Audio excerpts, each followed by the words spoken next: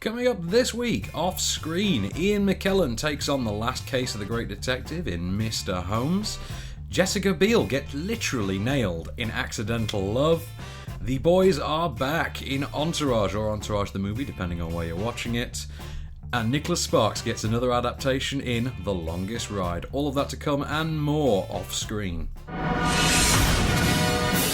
This is OffScreen. OffScreen.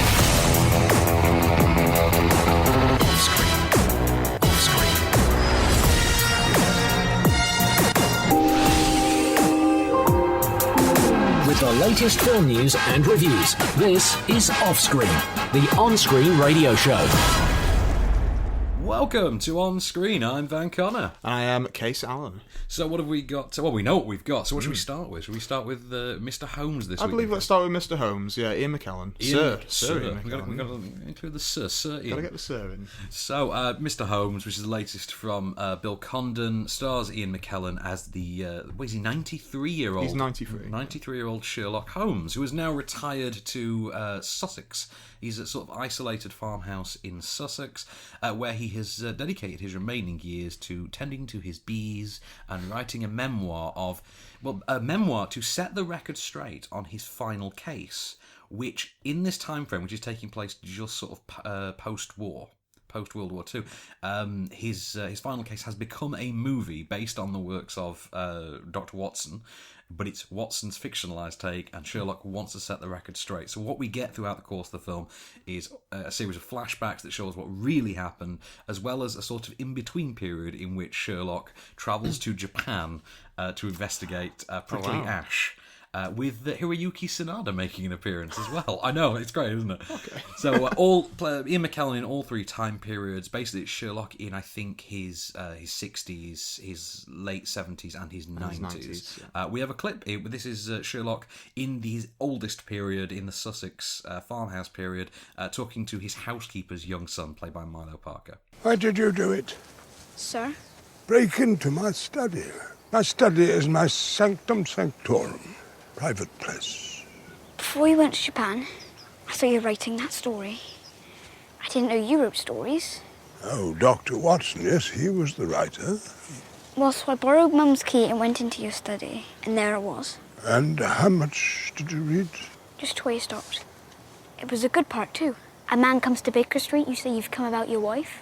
How could you tell? Did you do the thing? What thing will that be? The cane shows the marks of a dog's teeth. The wood is from an island southwest of Madeira. That thing.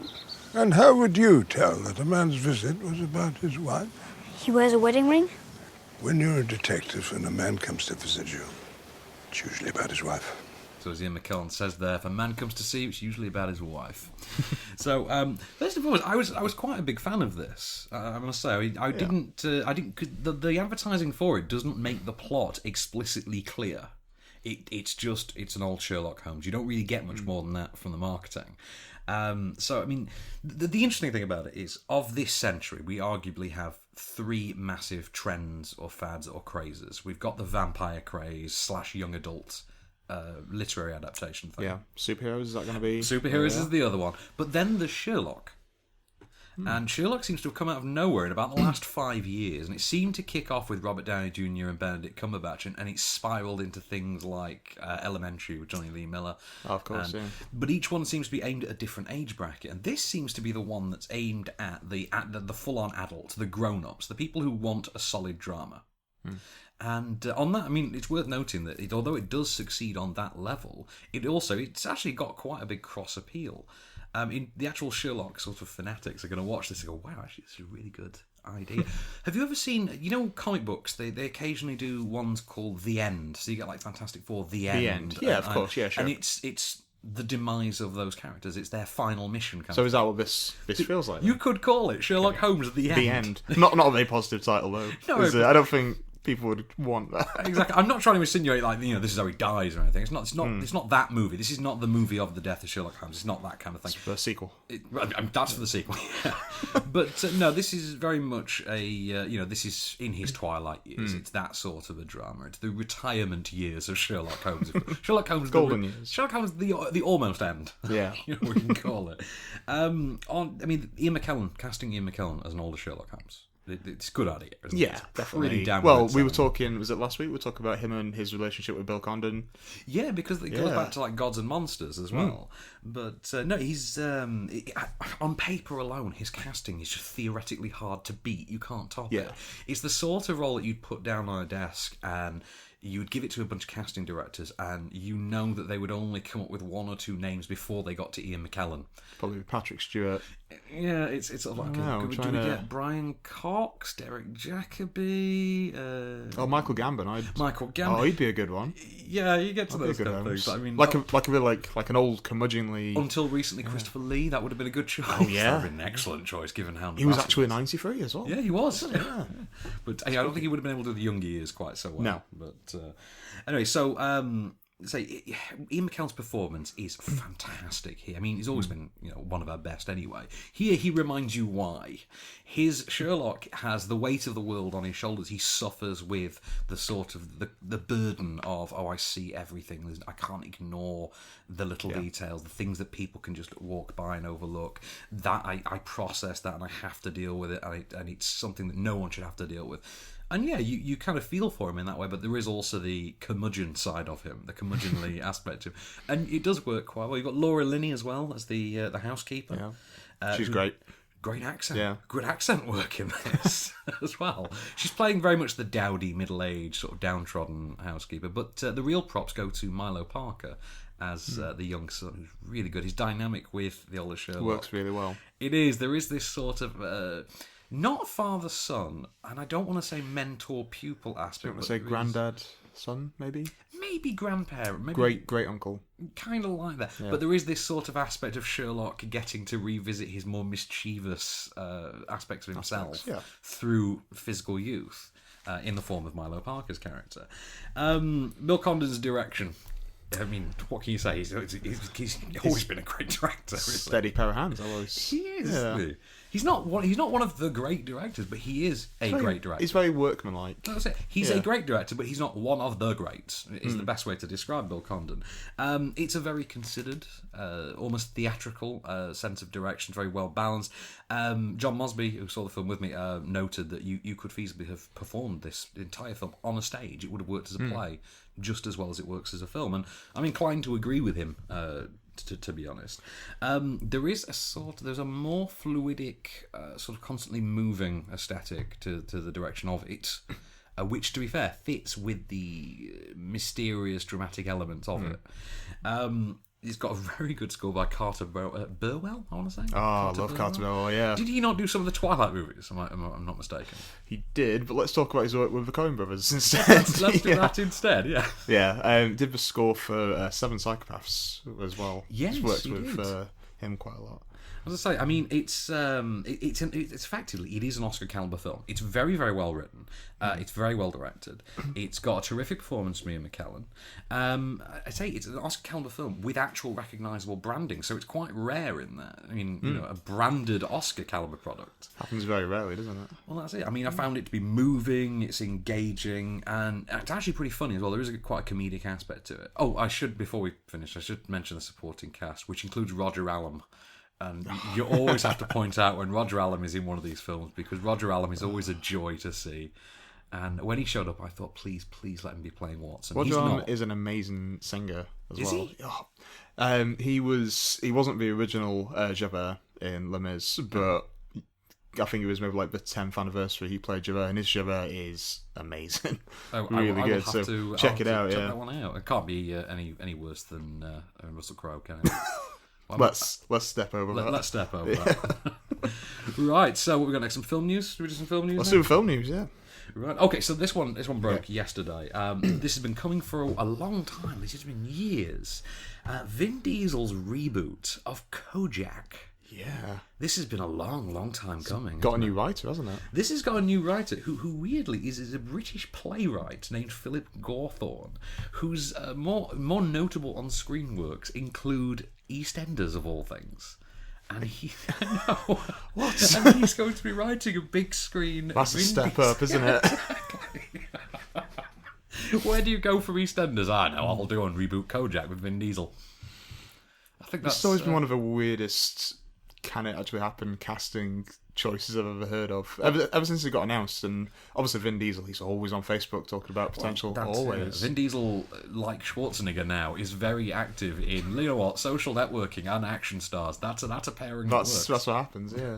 But yes, that's going forward. It's got a new home at Universal as well. Okay. Vin Diesel has a sort of occasional dalliance with Universal, isn't it? Because the Fast and Furious movies are Universal. They're Universal, yeah. I think what was Riddick? Chronicles of Riddick was Universal.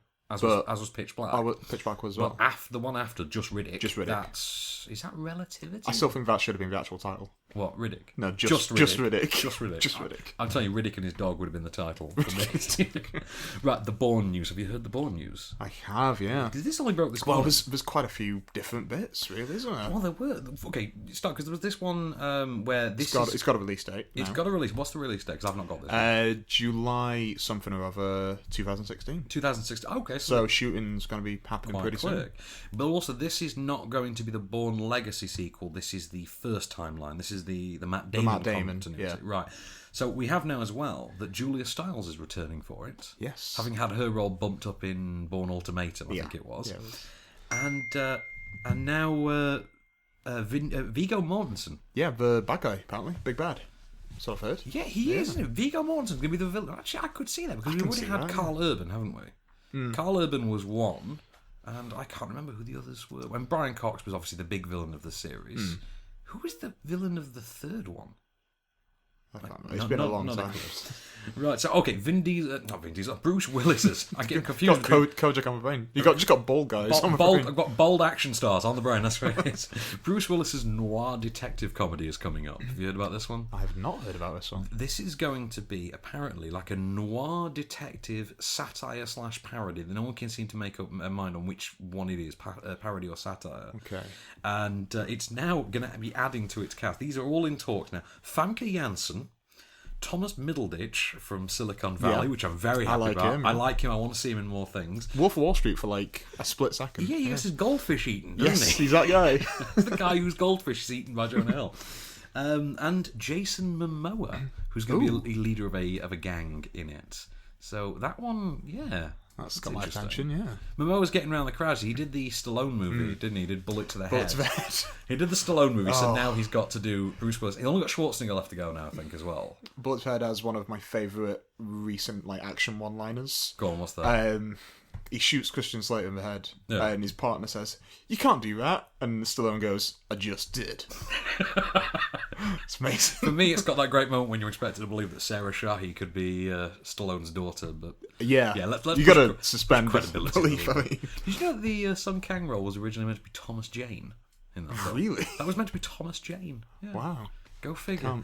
Can't see that. Comic-Con this year. That's coming up in about a month. Comic-Con. Nobody's going, apparently. Nobody's going. Nobody's going. It's going to be Warner's. It's going to be Warner Brothers. Yeah, it's pretty much Batman, Superman, and Suicide Squad. That's it. That's all you get for film content. Paramount are skipping it. Sony are skipping it. Yeah. Marvel are skipping it. Now, the excuse being used is, you know what, the film cycle is just not helpful to it. We've not really got anything we can tie into it at the right time.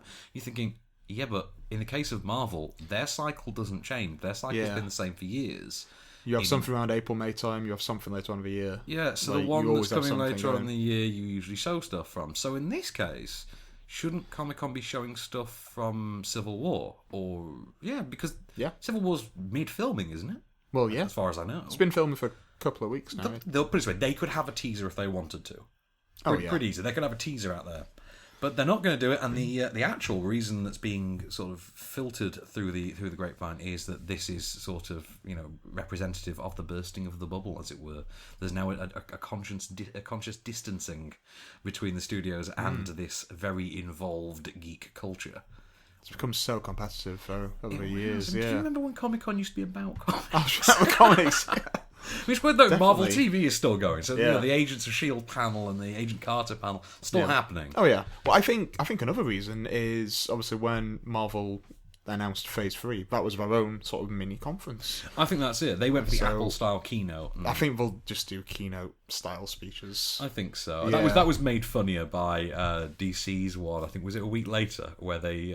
it was a week before. It was a week before. It was a week prior, and they released everything they were going to do, and everyone was DC are finally stepping up the game, and then Marvel were like, hi guys. It was a room full of investment bankers, wasn't it? Yeah. It's just a man in a suit. Proper film fans. Yeah. Yes. Here is our PowerPoint presentation. In 2018 Q1 we will be releasing into Q2 Q3 will be releasing. Marvel came out and did the keynote. Oh, and one more thing. Yeah. And they literally did one more thing. And then Chris Evans and literally one more thing. They literally did one more thing. Civil War. Was Kevin Feige wearing a turtleneck as well? I wish that he was. He should have done it. He should have done it in costume. It would have been great. Ball cap and a lot. More bits than Passengers. Do you know this movie, Passengers? I know that it's costing a ridiculous amount of money for what it is. Well, this is a story. This is a sci-fi story. It's been on the back burner for a while. They've been trying to get it off the ground. Is it? I think it's it's either 90 million or 190 million. This is going to cost to make. It's going to star Chris. More towards 190 million. This is going to star Chris Pratt and Jennifer Lawrence as astronauts, basically on a colonization mission. They're on the trip to colonize another planet. They're in hypersleep for what will be hundreds of years. Chris Pratt's character accidentally wakes up after a malfunction and has to basically make the choice between dying alone or waking up, presumably the Jennifer Lawrence character, in order to give him companionship, knowing that she will, of course, die alone with him. But it's a case of, do we die alone together, or do I just die alone? Just die alone, yeah. Now, this has been on the back burner. It was a long time. Is it going to happen? Is it not? And then Jurassic World hit. And I think we can say Jurassic World made a few quid. Yeah, a few. Little bit. I think Universal have got a couple of bob spare at the moment. Well, it's now been disclosed how much money Chris Pratt and Jennifer Lawrence are going to be making. Do you know this? I was looking into this. I know this. Well, originally Chris Pratt was in line to make 10 million, and now that's been up to 12. And she's getting points off the back end, isn't she? She's getting 20. Yep, that's it. And I think Morton Tildum is getting... I don't know, $5. Well, that's it, because this is being... That's all he deserves. Exactly. This is being directed by the director of The Imitation Game. So, wow, there's some pedigree in this. But the interesting experiment is their star power enough to carry this film? That's the interesting one. That's it. I think a lot of people, a lot of casting directors, a lot of studios have wanted to get them together. Definitely. I mean, I think so. Arguably the highest profile young actress and arguably the highest profile male actor together in a film. Absolutely. So because Valentine's Day and New Year's Eve were such riveting romantic comedy anthology movies, what's now? We've got another one coming. We've got a Christmas themed one coming out next year. I don't know if you know about this. It's going to be an anthology of stories. It's going to be co-written by several young adult authors and John Green of The Fault in Our Stars and Paper Town. He doesn't need to work, does he? He doesn't need to work at all. This is going to be called Let It Snow. And this is going to be released on December 6th, 2016. So, you know what? If you're a high-end, I would say a higher-paid young TV actor or a lower-paid movie actor, you've probably got a spot in this one. This is for the Ashton Kutchers of the world, really. That's what I would say. Do you remember seeing the poster for New Year's Day? It was one of those posters... New Year's Eve, that's what. Yeah. I apologise. Frank Marshall fans. Not Frank, you know what I mean. So it had it was like a composite of loads of different people's faces. That was the one. From the film. And then Ashton Kutcher's, it wasn't a picture of him from the film, it was from just like a red carpet shot, and it looks so weird and just wasn't just like a production still from 2.5 Men. It might as well have been. Right, I like this one. Kenneth Branagh is being courted to direct the latest adaptation of Murder on the Orient Express. How awesome is that? Perfect. That could be great. Kenneth Branagh, Hercule Poirot. I'm completely Am I right in thinking the David Suchet series only recently did Murder on the Orient Express? It was only recently, I believe, yeah. Because it's quite late in the continuity, isn't it? I'd love to see David Suchet work with Kenneth Branagh. That'd be brilliant. Right. Dark Places, are you aware of this film? This is the latest adaptation of a Gillian Flynn work. Gillian Flynn, of course, brought us... Charlie's... Yeah. Gillian Flynn brought us Gone Girl. Yep. And this is not the actual follow-up, but sort of the source material follow-up to it. And this has been released on video on demand now. This is out now, 7 weeks before its actual theatrical release. Yeah. So if you want to pay and watch it at home, you can. Now, I actually like this idea. I think this could be a good thing. Maybe not for the likes of the Avengers and Jurassic World, but your thrillers and your dramas and things like that. Great idea. Why not? It's going out through DirecTV in the States. So I think a lot of people, those kind of films, they don't necessarily need to be seen on the big screen, depending on what they are. I mean, not really. And also, we live in a day and age now where most of us have 40, 50-inch that's it, yeah. slabs on our wall and home cinema systems. Yeah, bigger screens are in some of the cinemas, so... I've been to an Odeon recently, yeah. I knew that's what you were going to say.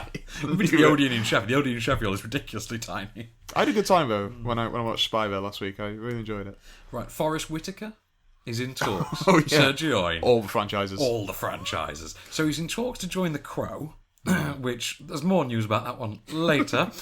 He's also in talks to join Star Wars Rogue One. Yeah. How awesome's that? That's cool.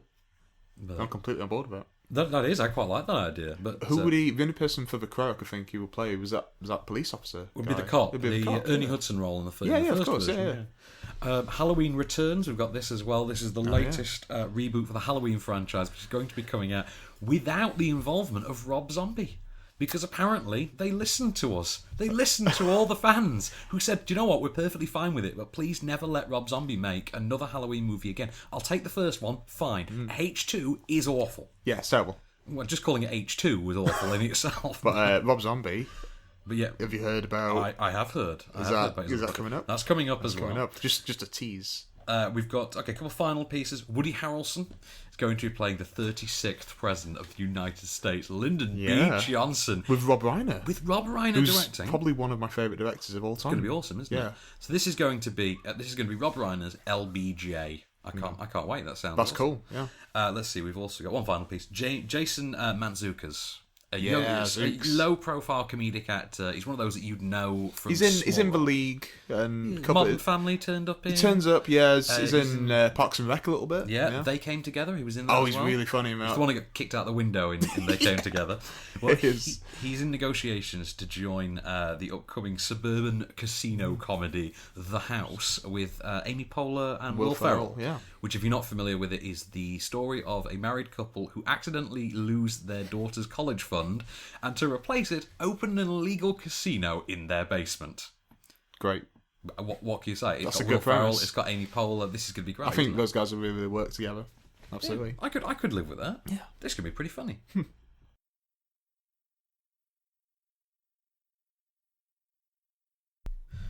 So, on to the next review we've got on our docket this week, Kase. Shall we go with some Accidental Love? If we've absolutely got to. Right, I want to point out there is no clip for this because they have not made any clips available, and this is the reasoning as to why is gonna very quickly become apparent.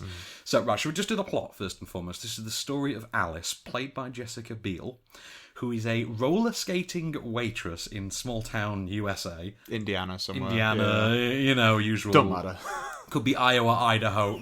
Really non-specific. Let's just call it John Watersville. John Watersville. John Yeah, Watersville. I like that. Call it John Watersville.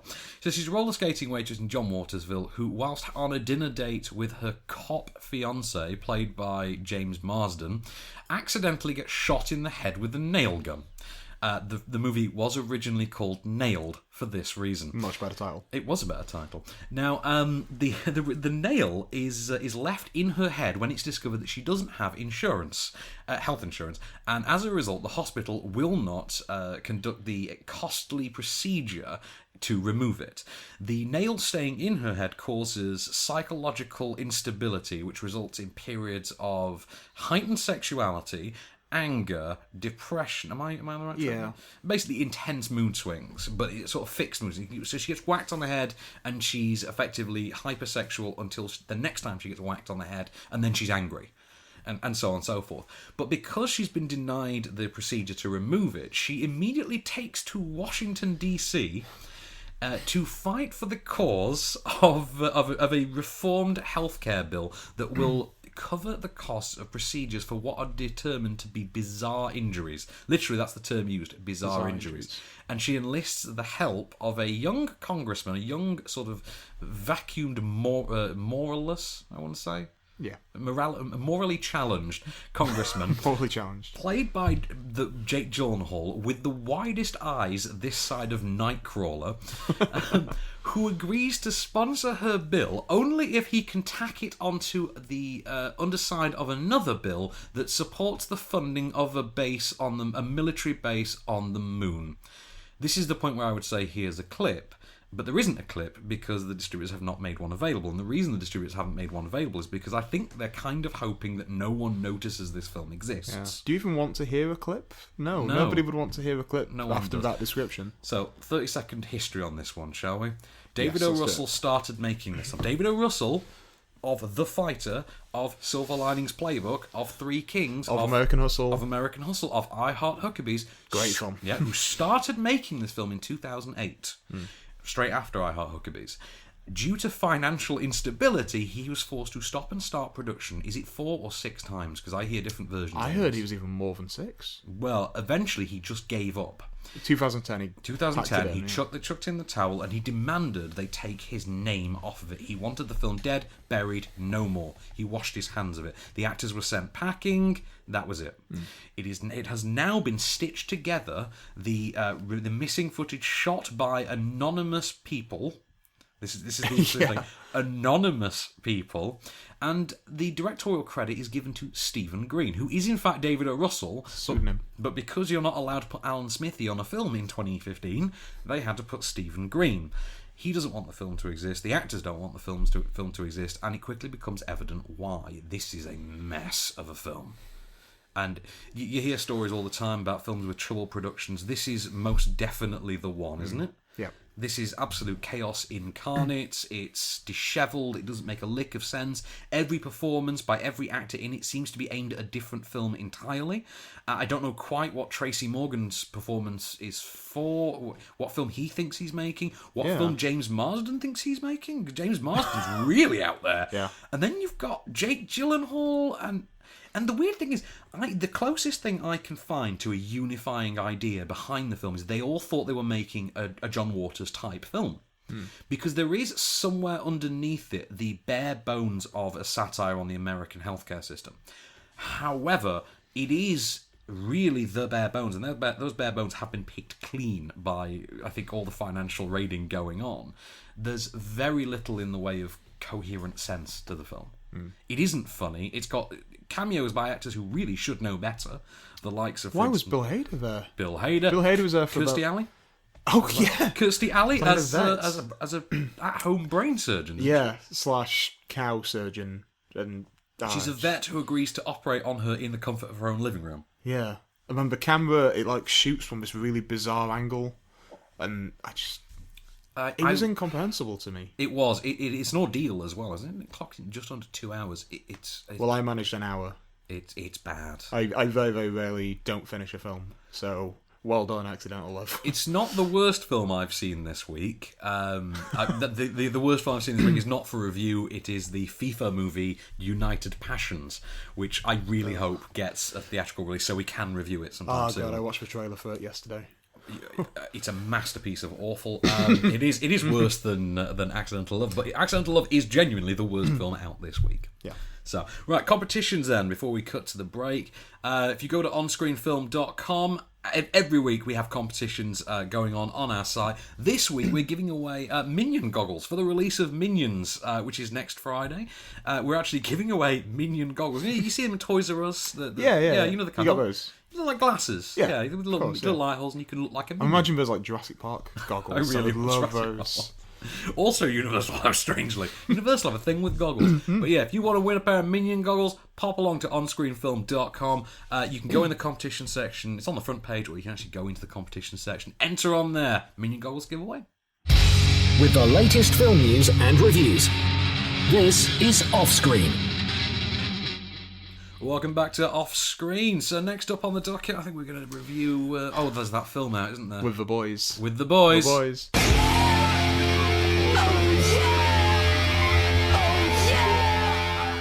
Entourage. You Now, love that, don't you? I'm a big fan of that. It's my favourite thing since Pacific Rim was out and we got to use the boom every time.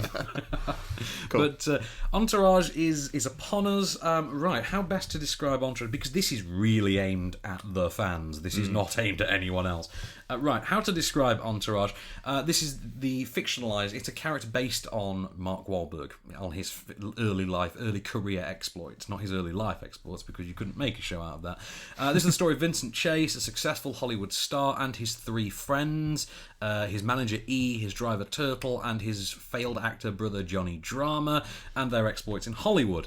At this point in their lives, having suffered a failed marriage that bridges the sort of TV show and the movie, Vince has returned to Hollywood to take on his first big comeback role, a movie called Hyde, which is a sort of sci-fi spin on Jekyll and Hyde, in which he's a DJ in what looks like Metallica Through the Never.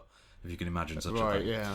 It was in the trailer, wasn't it? It's in the trailer. Yeah, It's actually in the trailer, yeah. And into this as well, you have the financiers of the film, played by Billy Bob Thornton and his on-screen son, Haley Joel Osment, who want to interfere with production and cause all sorts of production delays. Each character then has their own story, so E has two women fighting over him whilst his ex-girlfriend is pregnant and about to deliver his baby. You have Turtle, who really wants to sleep with Ronda Rousey, the UFC fighter. You have Ari Gold, who just finds his job a bit stressful. He's just angry. You have Johnny Drama, who may or may not have angered the husband of a cam girl, if you know what that is, in the porn sense, right. A cam girl, yeah. And then no, those are the story arcs. Those are literally the story arcs. Are they arcs? I don't think that's an arc. Let's play a clip, and then we'll get to what constitutes an arc in this film. Now, interesting thing, anyone who hears this clip now, this clip is 50 seconds long, and I want you to count the number of product placement drops, verbal product placement drops, in this 50-second clip. Vinny, what's up? Yeah, what's up, Mark? I'm doing some looping for Ted 3. 3? How many of those are you gonna do? I'll do 20 if I can. What's the matter? Your girlfriend lock you out of that anymore? No, my co-financier. You serious? Well, my boys will break down the door right now. He's crazy. Vinny. What's up, Ari? What kind of studio are you running around here? Mark, hey, calm down. Dude, I'm calm, but you better get excited. I mean, you want everybody around town thinking that this is how you treat your filmmakers. Right? What's going on? I am dealing with it. Yeah, what E said, he's not gonna release any more money. Can he do that? Ari. He's got issues. By the way, he doesn't like the movie? It doesn't matter. Tell him the truth. Don't be shy. He doesn't like drama. He wants to cut him out.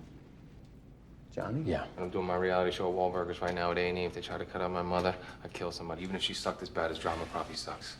Hey, you guys know Reggie from Jordan, right? You guys want some shoes? No, we're good, Mark. There are 3 product placement drops in 50 seconds. That's kind of impressive in a terrible consumerist way. All delivered by Mark Wahlberg as well. Would you believe that? He manages to drop Ted 2, Wahlburgers, and Air Jordans into 50 seconds of a cameo. I really want to go to Wahlburgers. I'd love to go next time in America. No. Wahlburgers is A&E reality series that he's doing, as he says in the clip.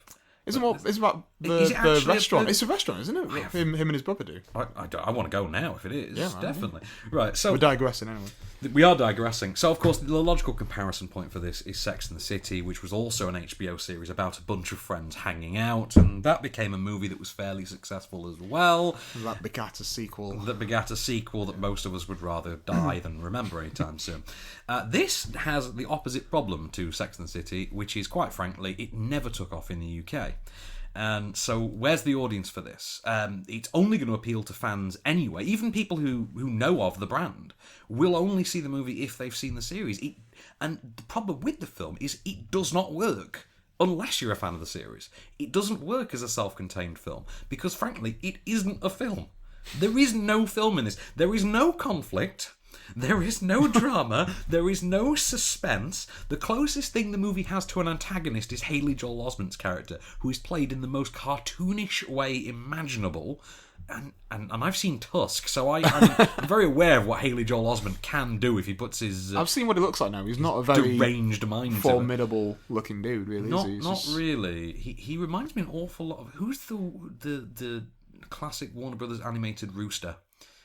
He kind of physically reminds me of him. You know who I mean as well. Oh, what's his name? The Looney Tunes rooster. Foghorn Leghorn. Foghorn Leghorn. That's it.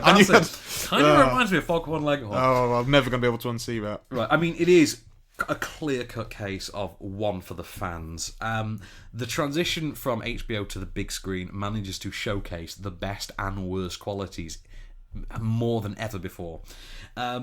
Basically, the best quality of the series was always that it had this high-end, glossy, cinematic production style. And as a result, the transition to the big screen is relatively seamless. However, it's there, it's on the big screen, it's exposed for us all to see, and you realise that actually there really never was that much to the series. And it got by on sheer likability. It got by on sheer charm. However, that was at the rate of 20 minutes a week.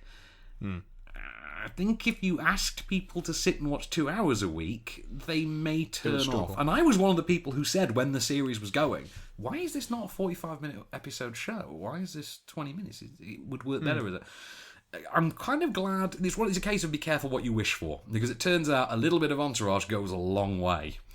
And yeah, this is best compared to not binge watching a series, but binge watching an event series. You know, the thing that sort of it seems to be all the rage now. You like 24 Live Another Day and stuff like that. Yeah. Event series, as they're called. We started doing it in the UK with things like Torchwood and stuff like that. We started doing like 5-episode stories. Little event series, Little event series. That's what this feels like. And it's the exact runtime as well, if you did that with Entourage.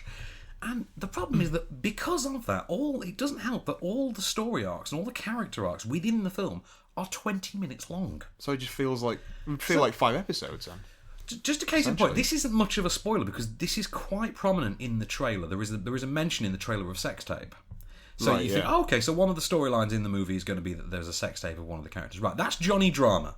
So you think, okay, fair enough. Not really the best character to have that happen to because he's one of the least interesting. I mean, I'd be even less interested if it were Turtle, to be honest. Surely it would make more sense to have that be about the Vince character, about the lead guy. Exactly, yeah. This is not that movie. Okay. Right, that story arc with the sex tape, 20 minutes before the end of the movie. Why? And what? Really? 20 minutes for... That doesn't make... Okay, fair enough. So you would think they would put it towards the end of the film because it's meant to be a big... literally every character... A big, almost the climactic. movie comes in 20-minute waves, and I haven't seen a movie change traction this often since Thor: The Dark World. Because that was a movie that changed its plot every 20 minutes. Yeah. This is the same thing, but it's kind of understandable because you look at it and think, okay, this was quite clearly written with a TV series in mind. It's also terminally stuck in the past. The movie is set in 2011, right? Because it takes place 8 months after the end of the TV series, which finishes in 2011. Now, if you can get past the idea that everyone's walking around with the iPhone 6, driving the 2015 Cadillac, etc., if you can get past that, this is still meant to be. The problem is, and you'll know this as well as I do, you're sat wearing a Tomorrowland badge, so you will know this. Proudly so, yeah. You will know this as well as I do. The film industry in 2015 is a very, very different place to the film industry from 2011. It is. We don't take chances anymore. No, we don't. Tomorrowland, case in point. The problem is the film has this... Not even 2011 sensibility, it has a 2005 sensibility. So from the very heyday of the TV series, it's stuck in 2005. A lot of the humour is very 2005. It's a lot of, let's just sit back and we'll make the same gay jokes we were making, post-millennium, and it'll still be perfect. It's really not. It barely flew by then. Yeah, to be honest, it was always kind of great. For any character except Ari, it was always kind of grating even then. Yeah. Now, on a cinema screen, it feels like watching a Carry On movie, but without the irony. Yeah. Would you feel that this movie would work better if it was more Ari-centric? If he was more like the central focus? That's actually what I'm going to get to next. Okay. Because the film, because it doesn't focus primarily on the Ari character and it focuses on the boys. Now, in fairness, they are the title characters, so that's understandable.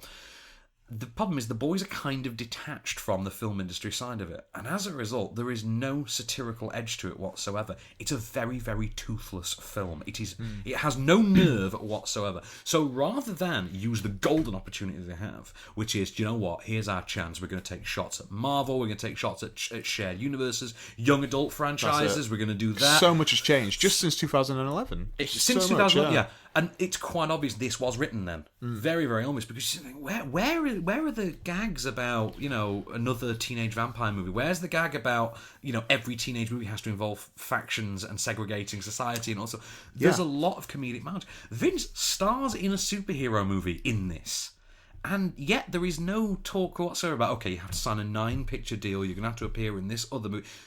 You can't work for this studio. It's like they don't seem to want this to take place in any kind of a real world. And because it takes place in this ridiculous sort of fantasy version of Hollywood, and this is the construct of someone who reads way too much Entertainment Weekly. That's their version of Hollywood, basically. It seems to take place in this version where character development is something that happens between characters verbally when they are walking or driving between plot points. And that's it. So at the restaurant, that's a plot point. At Ari's office, that's another plot point. It's a location, that's not a plot point. The character development is them walking down Hollywood Boulevard in between those 2 points. You're like, really? This is what that's fine for 20 minutes a week on HBO. That's fine. But not 20 minutes in a row on a big screen. No. That is really the problem with it. In terms of the cast, you can't fault them because they've had a decade to do this now. They know those characters inside and out. The problem is not the cast, although in the case of Haley Joel Osment, he is quite a big problem. Yeah, I can't see the resemblance between Bilbo Thornton and... I can't whatsoever. Is he adopted? He is actually his son. Wow. I say Ari Gold, Jeremy Piven, still the best thing in the Entourage universe. If you're a fan of the series, Lloyd is very underused. I've never seen any of the other cast members from Entourage, apart from Jeremy Piven, in anything else, I don't think. Very weird thing. I can't think what I've seen. Jerry Ferrara, who plays Turtle, turns up in Eagle Eye. Kevin Connolly turns up in what was it? It was a little scene Denzel Washington hostage-taking movie called John Q. Oh, I have seen that. Adrian Grenier was in Drive Me Crazy with Melissa Joan Hart. And there's apparently was that one of her straight to TV? No, that actually got a theatrical release. Really? And Kevin Dillon was in Poseidon, if you can believe such a thing. Did he get killed off as soon as a boat flipped over? No, he didn't. He went on, I think, for about half an hour and then died. Good innings. So, he lasted longer than the Black Eyed Peas did in Poseidon, put it that way. And I know this because I watched on Now TV recently. Why, Wolfgang Peterson? Why? So, on an adaptation level, Entourage would have been better served by a 6 to 8 part event series, I think, rather than this binge watching experience, which is what you actually get. On a cinematic level, it's underwritten. It is a shallow display of post-millennial opulence, which has no place in 2015. It is so out of touch with the modern world, it's unreal. And really, it's Jeremy Piven's film to own, as Entourage was, as it always the case in the series. Yeah. It's nice to see the boys back. As a fan of the series, it is nice to see the boys, but I can't deny that. I'm very happy to see them back. You could have done with just one episode, though, maybe, by the sounds of it. Yeah, I feel like if you weren't going to do a series, do an event series. Maybe not even an event series. Maybe we could have just done an extended episode. Yeah. Made a big deal about it. 1 hour episode could have been fine, and that's the problem. There is nothing here that you're not going to get. I mean, the Piers Morgan expositional cameo. Awful, yeah, who is the best cameo and who is the worst cameo? All the cameos are dreadful. The combined worst. They're so out of place. They're so jarring outside of the TV universe. I don't know. I mean, the Armie Hammer one is pretty mystifying. I've seen a picture. Has he got a big old beard? Yeah, because you can't help but wonder exactly how they got Armie Hammer to do it. The other one that mystifies me is David Spade, because I want to know who that was meant to appeal to. Whose version of a celebrity cameo is David Spade? Fans of the upcoming classic Joe Dirt 2. Actually, funnily enough, David Spade does lead me to my final thought on Entourage, which is, of all the probably the only TV series that would make less sense but actually would be more effective as a big screen outing than Entourage, would probably be Rules of Engagement. That's what I'd say. I actually think Rules of Engagement would make a better movie than Entourage did. And that, as a fan, that pains me to say. I think it'd be weirdly more appealing. I think you'd get a lot more people to go see it. So what have we got next? Oh, we've got the Box Office Top 10 next. Box Office Top 10, let's do it. Number 10. Moving down, number 10, Tomorrowland, A World Beyond. You were a fan of this? As my badge. As your badge proudly proclaims. Yeah, proudly proclaims. Yes, I was a fan. Yeah, good. Yeah. Number 9. Moving down again, number 9. Those guys and gals from Avengers Age of Ultron, we've got nothing else to say about it. I don't know what to say about it. It's a mid-season two-parter. It's not a finale, and the last one was a finale. These need to be finales. They are bookending It's a bookend, yeah. It should be a bookend. It's not. It's the interim volume. Yeah, it's like moving a chess piece. Number 8. Straight to number 8, we have Tom Hardy and... Is it Olivia Colman? It's Olivia Colman. No, I've not London seen this. Road. I don't think you have either. I've not. I would like to say. I was reading a really good review, but I can't remember what it was. But yeah, I've heard some okay things about it. Number 7. Moving up, this is impressive. Go on. The Empire Strikes Back. This is the secret cinema thing, The Empire Strikes Back. We will get there. We will get there eventually. We will see this. I think what can be said about The Empire Strikes Back, though, other than he's probably the greatest sequel of all time. Yeah, well, it's in the top 5. It's in the top 5. That and Godfather Part 2, surely. Aliens. Oh, Terminator 2. We need to do an episode where it's just all about fantastic sequels. I think we should one day. But yeah, Aliens, Terminator 2, Godfather 2. I would like to go to Secret Cinema when they have Nicolas Cage, or maybe just Con Air experience. God, they probably put you on a plane and chain you to the seat and make you watch. You could probably get Danny Trejo actually there as well. I don't imagine that'd be too difficult. Danny Trejo probably would willingly chain himself up in a cage and allow you to put Con Air on, I think. Number 6. Okay, moving down to number 6, Mad Max Fury Road. Awesome, isn't it? Fantastic. It really is. Yeah. All practical effects, all fury, all fun. What's not to love Charlize Theron? What a goddess in this movie. Yeah. She's so good in it. She's absolutely incredible. I didn't know. I mean, when those reviews started coming out for Mad Max, because I think the international reviews came back a week before we got it. Yeah. And I think we were all somewhat taken aback by the reviews. I think it all made us a little bit more kind of like excited for it. Well, I don't know. If anything, I was kind of more confused, going like, "Really? Is that?" Because I thought this was a chase movie, but now this is the girls' movie. Well, it was. And then you go in, and it's all of those. It's all of those things. Yeah. It is the female empowerment movie, and a car chase movie, and a post-apocalyptic tribal warfare movie. Fiery and grotesque, and just deliriously fun. And it's got the Duffer in it. And what's not? Doofer. Is it Doofer? I thought it was Doof. Let's go with the Doof or Doofer. Doof this is warrior. The guitar-playing guy who flamethrower guitarist. Flamethrower guitarist riding a vehicle made of amps and speakers. Yeah. So I mean, really, in that world, it completely makes sense because George Miller's reasoning for it is when people go to battle. George Miller. What did I say? You're George Romero. George Miller. I didn't mean to say George Romero's Mad Max is something I'd love to see. That'll be the next one. That'll be the next Get one. him involved as a producer. Crossover. But anyway, George meets George. Mad Max of the Dead. Let's do it. Oh man, somebody on YouTube, please make that. Someone do this mashup. Yeah, please do.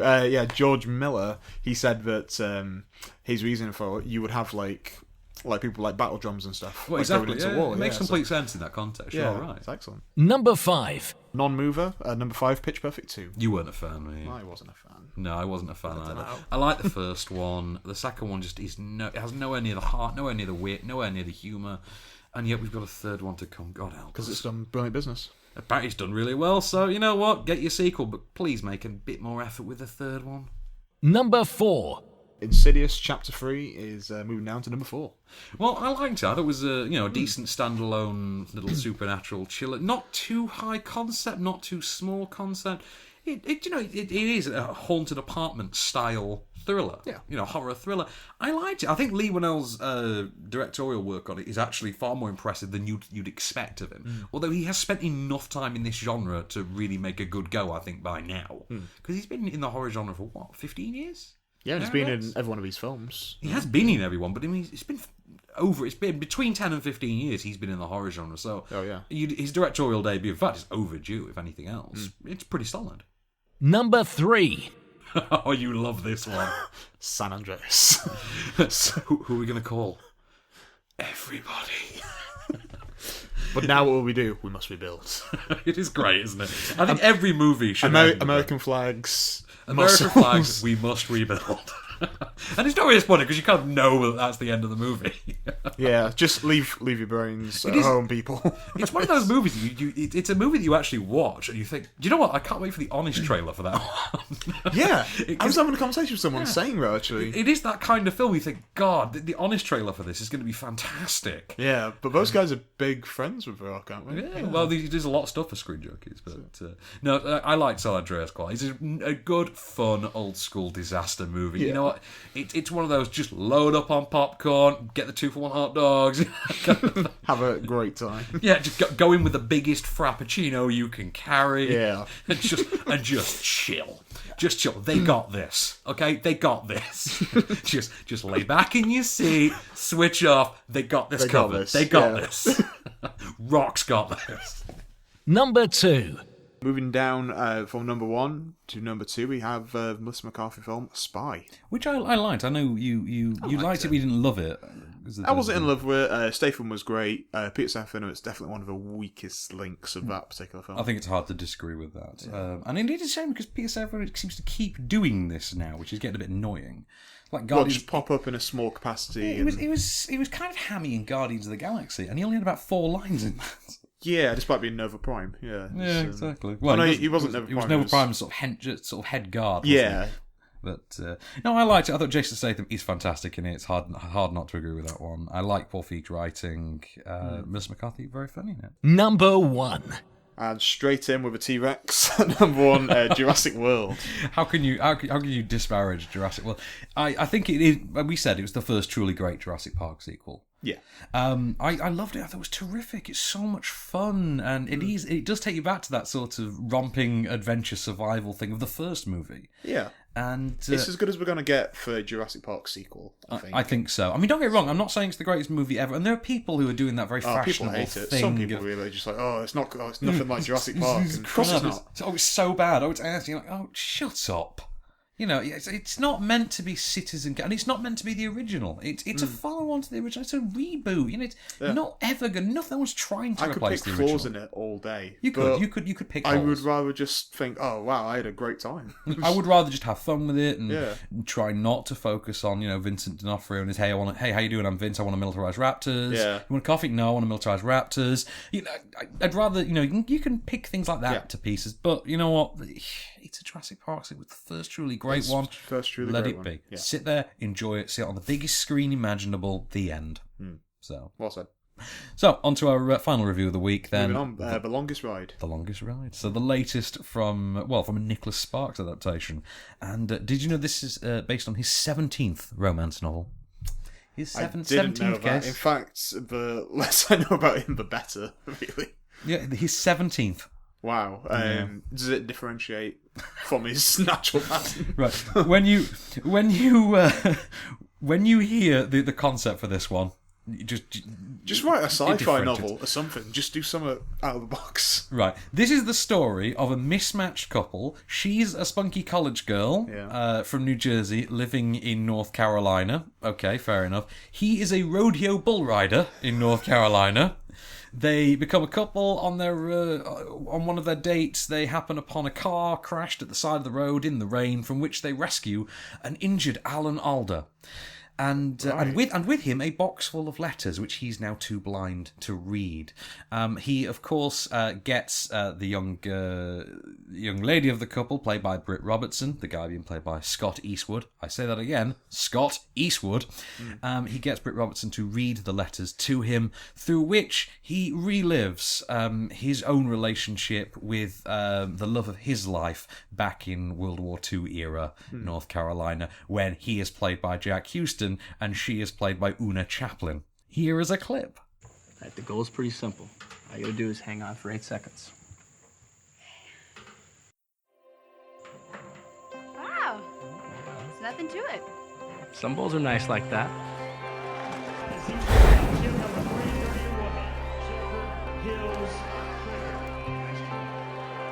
So how do you know which one you're gonna get? You don't. You pick from a bowl.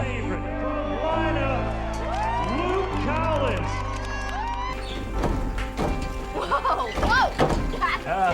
Impossible! If you're off balance even a little, you lose points. But if you control the bowl, you get style points.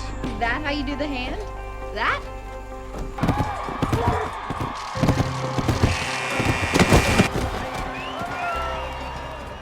So Scott Eastwood and Britt Robertson there in what can only be described as a how-to-do bull riding montage.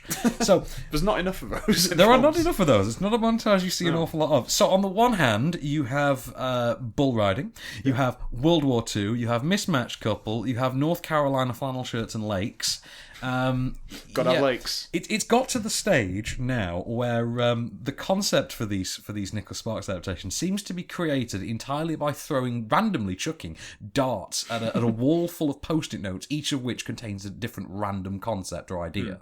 And this is that. I mean, the funniest thing about it though is that it's not the worst Nicholas Sparks adaptation. In fact, it's one of the best. I would place as the second best below The Notebook, because actually it's kind of decently engaging, based entirely on how good the cast are. Alan Alda's terrific in this. Well, in that he's way great. He's Alan Alda's. It's an Alan Alda performance. And I really like Britt Robertson. I quite like. She's not doing Girl Next Door. She's doing Spiffy Girl from Down the Street. Oh, okay. Which is nice. Quite the range. It's a bit more range. Scott Eastwood is the most likeable lead that one of these movies has had since Gosling. I mean, that's the best thing I can say about it. What else has he been in apart from being Clint Eastwood's son? He briefly appears. I know he's going to be Suicide Squad. He briefly appears in Gran Torino. There's something else recently as well. I'm not sure. I'll have to look that one up. But he's really good. He has all this sort of square-jawed, all-American charm. He's like a federally approved Hemsworth. If you can imagine such a thing. Put it this way, he could not be any more of a sort of iconic American movie hunk if he actually took his flannel shirt off and had "Made in the USA" branded on his torso. There's a flag tattooed on his chest. He's got a flag with an eagle, tattooed across his forearm. Bruce Springsteen with a machine gun. Born in the USA. That kind of. But you know what? He's fine for it. On the negative side, George Tillman Jr., who directed Notorious and Faster with Dwayne Johnson.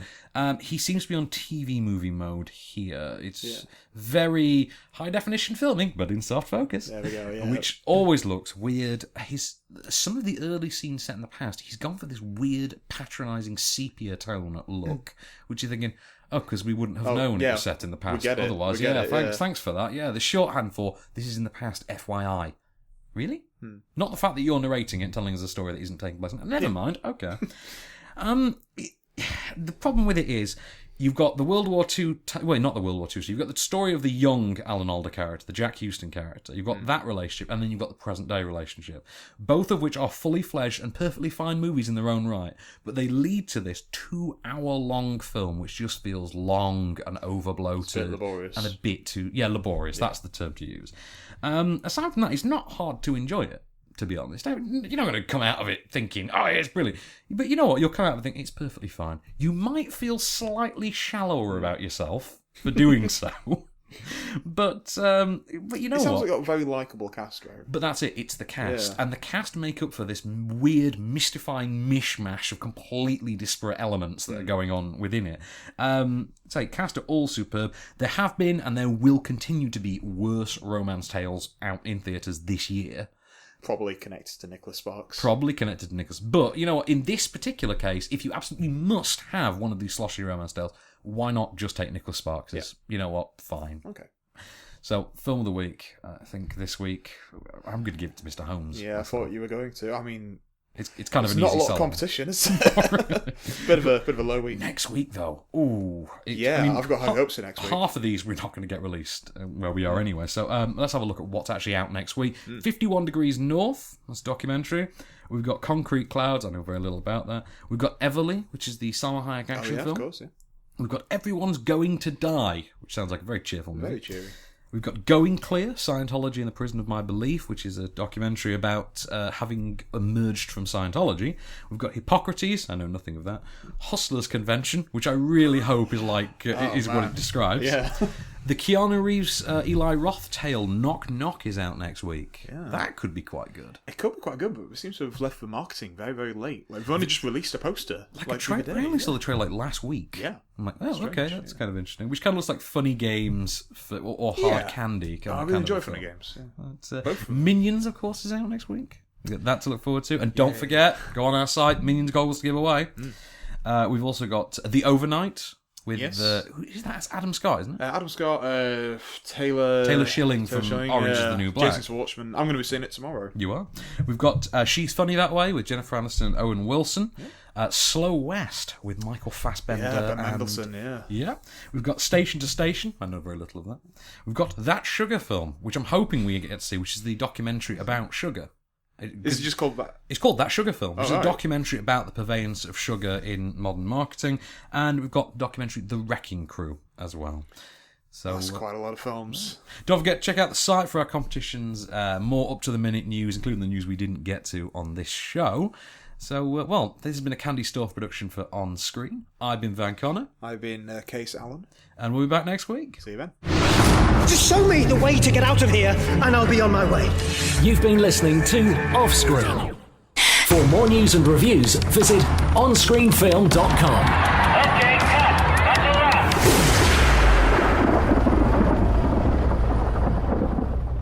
Boom! There you go.